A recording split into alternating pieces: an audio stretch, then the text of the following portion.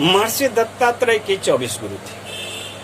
उनमें सीखने की कला थी, जिज्ञासा थी, किसी से भी प्रेरित होने संवेदनशीलता होनी चाहिए। एक शिष्य का उत्तम भाव है कि वह यदि उसमें निष्ठा है, श्रद्धा है, विश्वास है, लक्ष्य के प्रति समर्पण है, तो वह कहीं से भी कुछ सीख सकता है। गुरु तो आपके, एक कथा है, आपके गुरु के पास हजारों किस्म के शिष्य होते हैं, अलग अलग मति की, अलग अलग बुद्धि की, लेकिन उसकी पंक्ति तो एक ही होती है, शब्द एक ही होती है, लेकिन उसका प्रभाव अलग अलग शिष्यों पर अलग अलग होता है। गुरु, सबसे बड़ा गुरु तो ये प्रकृति स्वयं है। तो एक उदाहरण है उपनिषद की कि जो प्रजापति कश्यप थे, उनके पुत्र हुए देव दानव मान। उन्होंने ज्ञान प्राप्ति के उद्देश्य से गुरु से, प्रजापति जी से इच्छा व्यक्त किया। उन्होंने सिर्फ एक शब्द दिया था, दकार। देखिए, भाषा का प्रभाव आपके मन पे पड़ता है। मन का संबंध भाषा से, मेंटलिटी जिसको कहते हैं मानसिकता, और यह मानसिकता आपके कर्मों से, संस्कारों पर निर्भर करता है। तो आपके संस्कार जैसी होगी ऐसी मानसिकता होगी, ऐसी भाषा होगी, वैसी ही आपके सामने वाला का कहे हुए वचनों का प्रभाव पे पड़ेगा।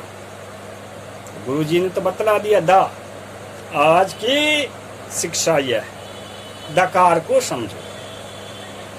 देवताओं ने दया धर्म का मूल है, ऐसा का उपनिषदों में अलग ढंग से बतलाया गया है। उसमें तो दया शब्द का संबंध आपके दानव से बतलाया गया है, दान का आपके मानव से, दान, और इंद्रिय दमन, दम यानी कि देवताओं से बतलाया गया। मैं यहाँ पर कुछ सबको अलग ढंग से प्रस्तुत कर रहा हूँ। तो मैं बता रहा हूँ कि दया धर्म का मूल है। मानसिकता देवताओं की थी कि दूसरे के प्रति दया करो,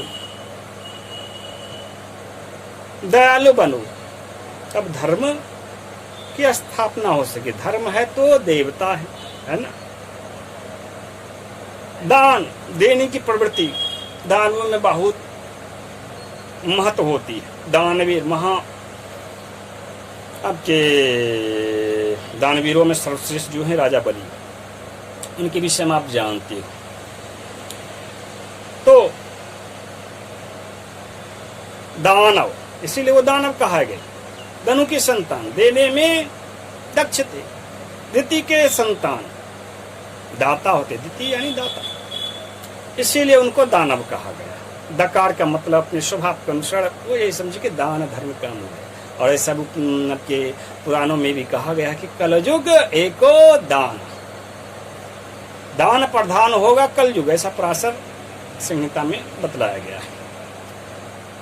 सतयुग में तो आपके तप प्रधान होती है समाज, त्रेता में ज्ञान प्रधान जब हो जाता है समाज तो वो त्रेता युग कहलाता है। जब आपके यज्ञ प्रधान हो जाता है समाज, है ना, यजन करने, भेंट देवताओं को कुछ समर्पण करना, भेंट प्रस्तुत करना, वो हो गया आपका द्वापर युग। और अब कल युग में दान देना दूसरे के, जिससे आवश्यकता हो, जो गरीब है, जो निर्बल है, उसको दान दे दिए तो आप समझ लीजिए कि धर्म का कार्य आप कीजिए। तो दानवों ने ये समझा कि दा यानी दान। मानव कैसा होता है? मानो अवोधने, तो मन जो होता है अवोधन का कार्य करे। बोध कार्य में सबसे बड़ी बाधक कौन है? वासना, व्यसन। व्यसन वासना जो है आपके मन को इधर से उधर इंद्रियों को भटकाते रहती है। तो मानवों को द का तात्पर्य दम प्रतीत हुआ। दम यानी इंद्रिय निग्रह, इंद्रिय को संयम। तो सोचिए, आपकी संस्कार जैसे होंगे उस अनुरूप आप कुछ सीखिएगा, कुछ समझिएगा, आपकी मानसिकता उस अनुरूप होगी। गुरुजी तो आपको सब, गुरु के लिए सभी, गुरु का सिर्फ इतना दायित्व होता है कि सबके प्रति आत्मीयता भावना रखे, सभी के प्रति। यही सबसे बड़ा योग है उनका। वो ब्रह्मस्थ होते हैं, प्रत्यस्थ होते हैं, और आचार्य होते अपने संस्कारों के कारण जाने जाते हैं। आचरति इति आचार्य। जबकि शिष्य योगी होता है, योगी अपने संस्कार अनुरूप ही योग करता है। तो शिष्य को योगी और गुरु को आदर्शवादी होना चाहिए, पहली बात। तभी वो सीख पाएगा और वही सिखा पाएगा। यही वो कारण है कि जाति नाम गुरु ब्राह्मण कहा गया।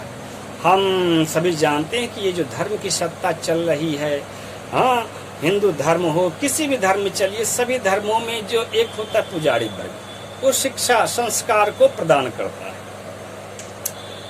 जन्म जब मनुष्य ग्रहण करता है, उसके बाद वो शिशु प्रथम जो शिक्षक होगी उसके माता पिता हुए।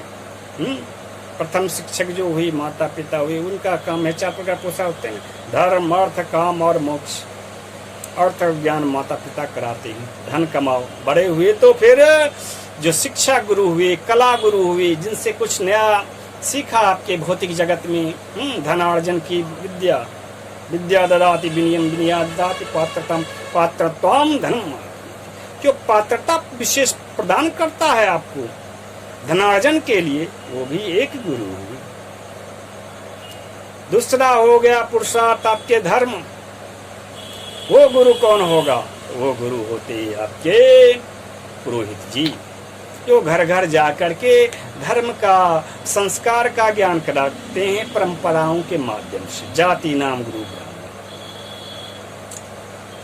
और यदि और आप उत्कृष्ट हुए, सन्यासी हुए, तो आत्मवा है ना, परिवाजक गुरुओं को का सानिध्य लाभ करते हैं, अप्रकृतिस्थ होते हैं, आत्मीयता होते हैं। फिर समाज के आप गुरु बन जाते हैं। समाज में जो विषमता है, जाति के नाम पे, वर्ण के नाम पे, प्रांतीयता के नाम पे, तरह तरह के दुराव हैं, उस तम को हरण करने वाले आप बनते हैं। तब जब आप सन्यासी बनते हैं, तब जब आप परिवारक होते हैं, तब जब आप में एक से अधिक विभिन्न जातियों को, अपने धर्म की विभिन्न जातियों को क्या करना होता है, एक निष्ठ करने वाले तत्व के अज्ञाता बन जाते। जैसे हिंदू मनी हिंदी, एक शब्द है हिंदू, हिनोति चौदवते च तथे भेतमिति हिंदू। एक यही शब्द जो है, भलाई नेकी कर दरिया में डाल, भलाई के रास्ते पे चलते चलो, ज्ञान बांटते चलो और भूलते चलो। ये ज्ञान जिन गुरुओं के पास था, कोई वृक्ष के समान था। वृक्ष का बहु न फल वके नदी न संचय नीर, परमारथ कारणे साधुन धरासरे।